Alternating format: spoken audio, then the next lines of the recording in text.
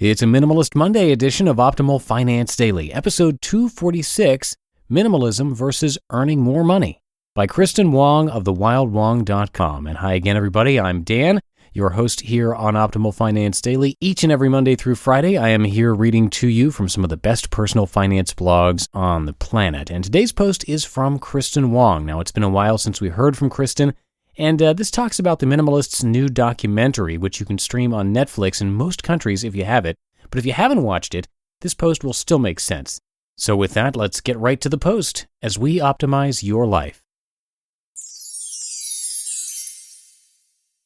Minimalism versus Earning More Money, by Kristin Wong of the wildwong.com.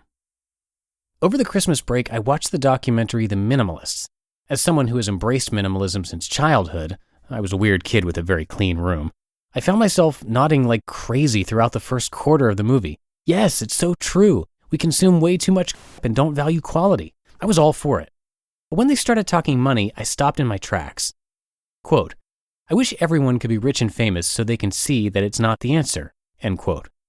Quoting Jim Carrey there, the documentary argued that there's too much emphasis on money in our society. We think money will buy us happiness, and, well, it just won't. Wealth is not the answer, people. A big part of me agrees with this. However, another part of me is uncomfortable with this message. The trend toward less. I've always been a fan of frugality in the truest sense of the word. I like efficiency, not only with spending, but also with time, energy, and even material goods. I don't like clutter or waste. I hate keeping things I don't use. It's never been a moral thing as much as a personal preference, most likely rooted in the fact that my mind is always cluttered and simplifying my environment seems to help me feel a little less anxious, confused, and distracted. For me, less is good. There's been a huge movement toward minimalism, efficiency, and frugality lately. You see it everywhere, not just documentaries and books. You see it in the mid-century modern coffee shop that opened up down the street or on the hottest HGTV show about tiny houses. While I relate to minimalism on an aesthetic level, and even on a Buddhist level to some extent, something about the trend toward minimalism is unsettling. It seems problematic, at least in the current state of our economy, to push the virtue of minimalism in terms of wealth. Despite being overshadowed by more pressing headlines, income equality hasn't gotten any better.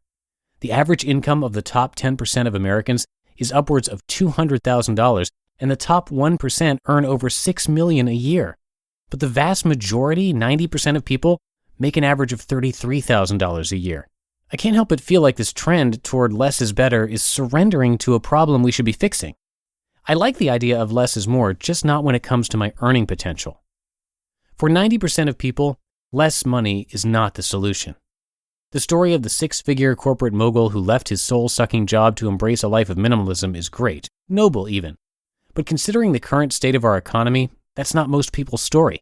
Most people are struggling to adapt. Minimalism and frugality as a moral code tell people that having stuff is bad, and this message suggests, especially when coupled with the "I left my job for a life of less" story, that money too is bad. Like it or not, money represents flexibility, freedom, choices, value, and ultimately power. When you have money, you don't have to make desperate decisions that spiral you into a lifetime of debt. When you have money, you don't have to depend on someone else to support you. When you have money, you have more flexibility to leave your job. These cliches about money being the root of all evil tell people that money doesn't matter, but it does. No, money doesn't equal happiness, but here's the problem. We're telling people who already don't have enough that having less is a good thing. For 10 years of my professional life, I rarely asked for a raise, often worked for free, and was sorely underpaid. To cope with this, I repeated the same mantra: money doesn't matter. It did not serve me well. When people say money shouldn't matter, all it does is give more power to those who already have it. Phrases like, "I wish everyone could be rich and famous so they can see that it's not the answer," completely disregard the fact that for a lot of people, money is the answer. If you can't pay rent and you're about to get evicted, money is the answer.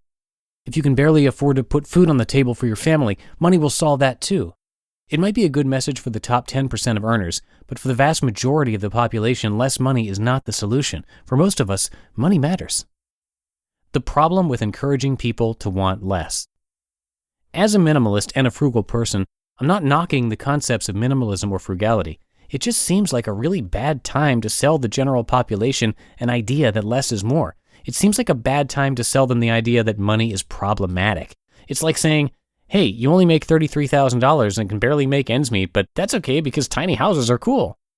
When we buy into this idea that money is superficial, are we embracing a philosophy or just surrendering to injustice? But maybe I'm wrong. Maybe I'm off base, and maybe I'm throwing out the baby with the bathwater. I don't like consumerism, and I do think there's too much emphasis on it in our culture. I can attest there is a freedom in not being tied down to your stuff, but there's also freedom in knowing you have enough money in the bank. Money is not the goal, but it's not an enemy either. It's okay to strive for more of it. At least now, in an economy where wealth is outrageously imbalanced, it seems problematic to sell the general underpaid population the idea that they don't need more money. Aside from this point of view, though, I did enjoy the documentary, and I'm still a fan of minimalism. What did you guys think? Am I missing something, or do you feel this way too? You just listened to the post titled Minimalism versus Earning More Money by Kristin Wong of the wildwong.com, and Justin from Optimal Living Daily actually weighed in and commented on that post. So if you want to check out his thoughts, you can find the original article. It is linked at oldpodcast.com, and of course, you're welcome to share your thoughts as well. And while you're there at oldpodcast.com, that's oldpodcast.com, come join our weekly newsletter. If you do that, you're going to be entered to win books from us every month. Usually multiple books are given away, in fact, and the newsletter covers some life tips, quotes, and some updates about the podcast too. It's a great way to show that you like what you're hearing here. So again, to join, just come by oldpodcast.com and enter your email address. That's it for episode 246 here on Optimal Finance Daily. Have a great rest of your day, everybody, and I'll see you tomorrow where your optimal life awaits. Hello, Life Optimizer. This is Justin Malik, creator and producer of this podcast, but also Optimal Living Daily, the show where I read to you from even more blogs covering finance, productivity, minimalism, personal development, and more from incredible bloggers like Derek Sivers, Zen Habits, Mark and Angel, The Minimalists, and all the ones you hear on this show too. So if you enjoyed today's episode and like taking amazing blogs on the go, come on over to Optimal Living Daily and subscribe to that one too. And together, we'll start optimizing your life. You've been listening to Optimal Finance Daily. Be sure to hit the subscribe button to stay up to date on each new episode and head to oldpodcast.com. That's OLDpodcast.com for a free gift as well as more actionable tips and resources to help you maximize your potential. Thanks for joining us, and remember, your optimal life awaits.